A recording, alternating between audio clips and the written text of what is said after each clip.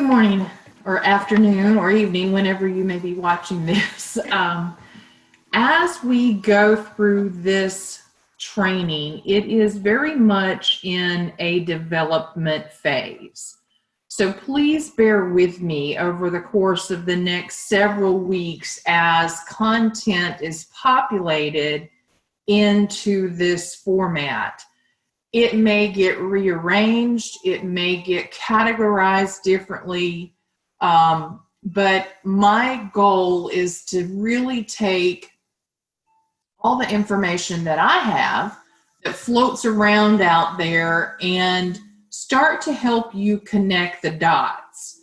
And so that can be a little bit tricky at times, right? You may hear something and think, how does that relate in another area? And my goal is to start piecing some of that information together. So as you may be new to all of this, it may feel very confusing initially. Don't get frustrated. Don't give up on the learning.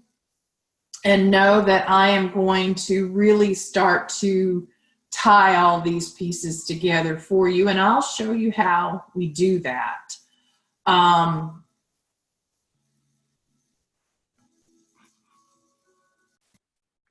So many of you will be at different areas of learning. Some of you have a richer baseline of knowledge in one area than others might, and vice versa. And you are all also coming at this, some of you for very different reasons, right? We look at this and think, I'm more interested in nutrition than I am in essential oils, or all I care about is how can I support my pet in where we are today in their journey and the challenges that you might be facing with them. So some of you are going to try and jump around to different categories. That will be far easier to do several weeks from now as the content gets populated. But, if you have a question about something and you want me to sort of bring that to the forefront of the educational topics, just, let me know. Include it in the discussions and I'll work to help prioritize those things.